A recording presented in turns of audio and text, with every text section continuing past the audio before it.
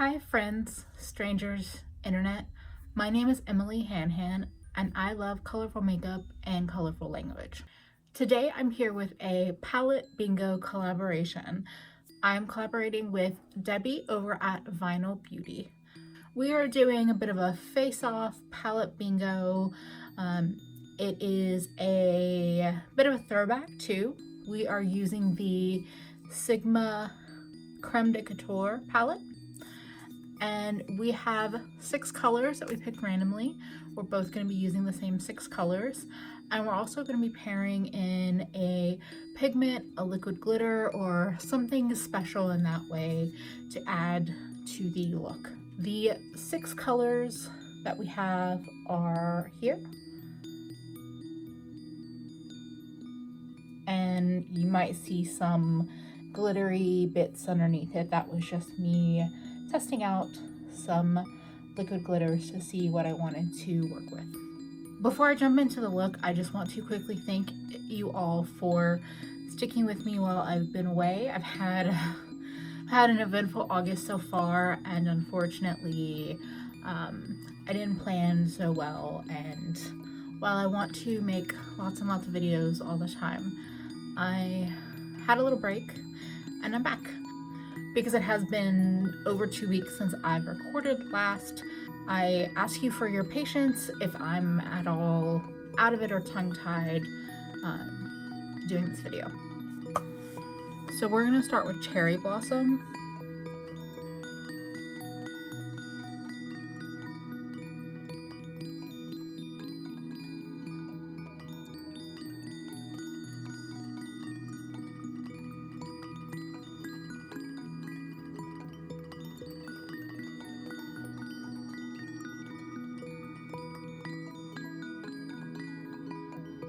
My color is a little odd because it looks pink in the pan, but it's reading a little purplish on the eye. And I'm going to go in with a darker color and build out that edge and then fill it in.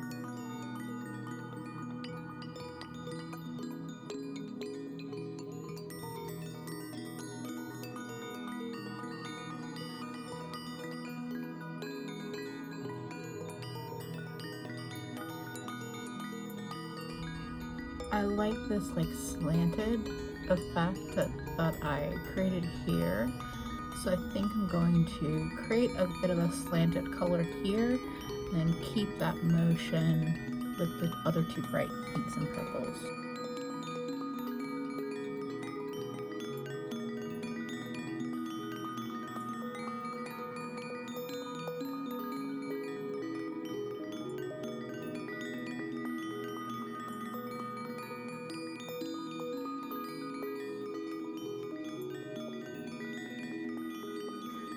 I generally find matte colors challenging to build up like a rich opacity.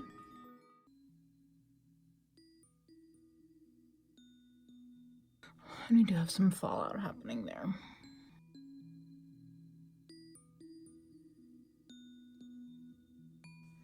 I like to dust off my fallout as I see it happening rather than waiting till the end and trying to get it all off then, that if it sits, my skin might mix with it and make it more challenging to remove. I'm gonna go in next with Lavender Honey. That is the bright purple shade. And I'm starting overlapping the 2 colors.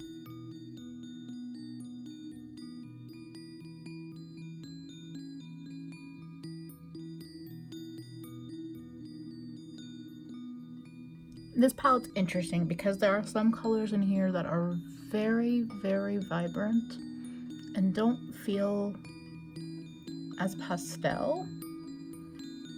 And then there are other colors that are very powdery and kind of hard to get any pigmentation.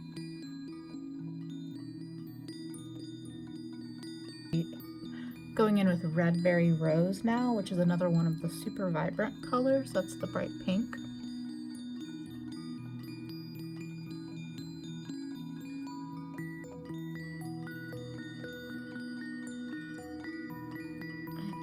Here I I want this to go even more in the inner portion.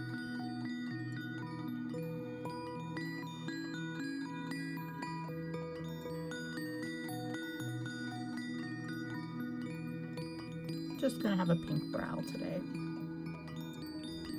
I'm layering the purple on top. I feel like it got a little lost.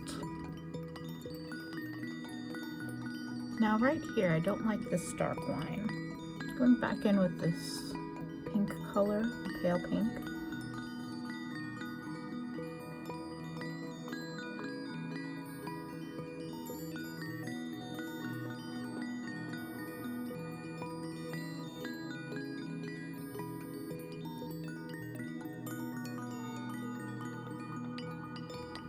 These two are not blending together well. It's a little frustrating.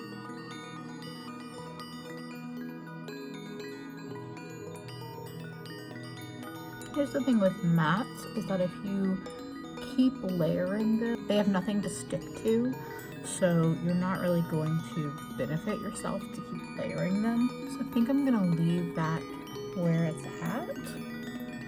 I just would like to get a little bit more blend here.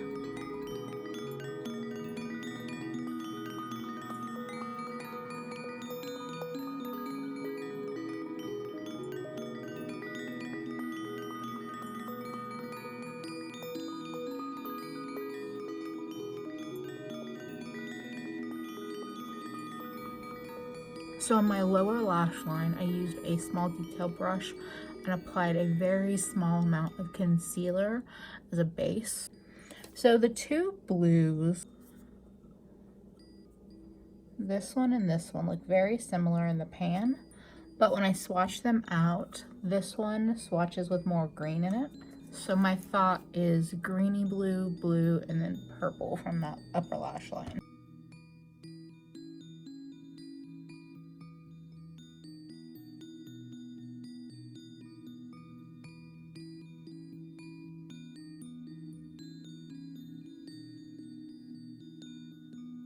Well, you don't really see the difference on the eye, but that's gonna have to just be what it is.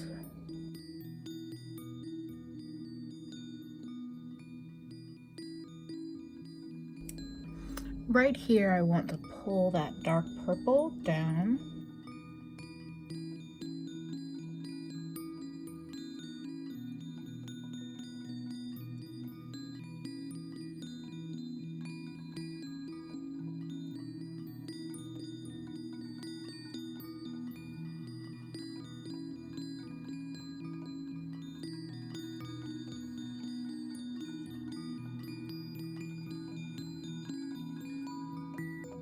I corrected my outer corner a little bit, made the winged out portion a little larger, and if you see any like funky color issues here, that part of my eye just never takes color, so we're gonna just pretend like we're all good.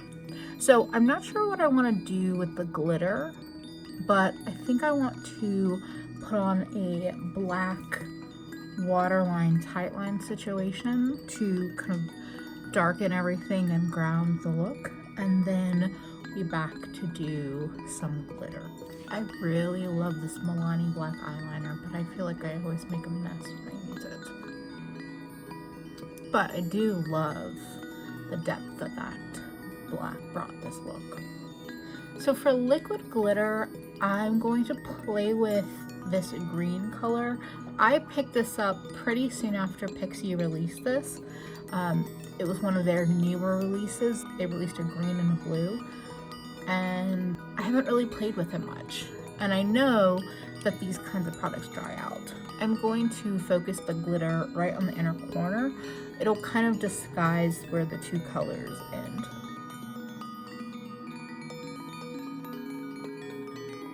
I also never feel like I can get enough glitter off of these doe foots, so I'm gonna go in with a brush.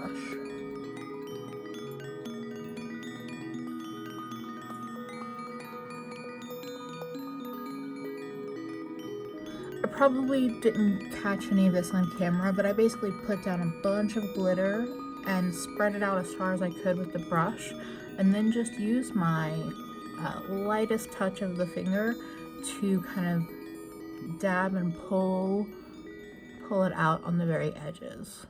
And most glitters are sheer enough that even if they read very green when you put it on, it will sheer up. That is this eye done. I am going to hop off camera to do the other eye, and then we'll be back to finish this video.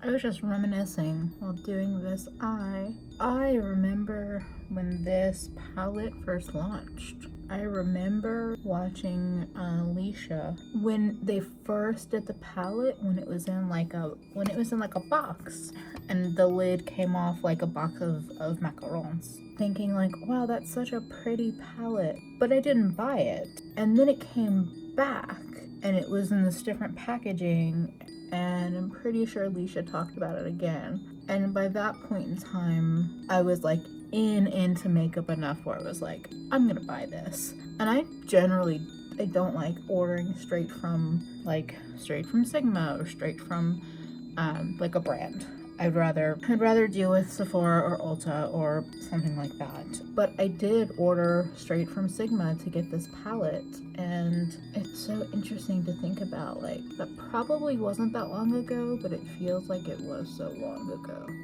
Sometimes, you know, with good old imposter syndrome, sometimes I feel like I haven't really been that into makeup for that long. But then I'm like, no, I was watching Alicia. I've been watching Cora Diane Vintage or Tacky for many years. Like, fucking imposter syndrome. Like, obviously I wasn't doing makeup the way I am now back then, but imposter syndrome will really make you think like you don't know shit. And the reality is that I've been a consumer of this kind of content for a long time. My brain just likes to tell me that, like, I don't know shit, but our brains are dumb. So yeah, that's the finished look. I'm super happy with the finished look. I feel like all the little details help pull it all together. The black liner on the waterline, the tight line, the glitter, the mascara, a little bit of a star accent.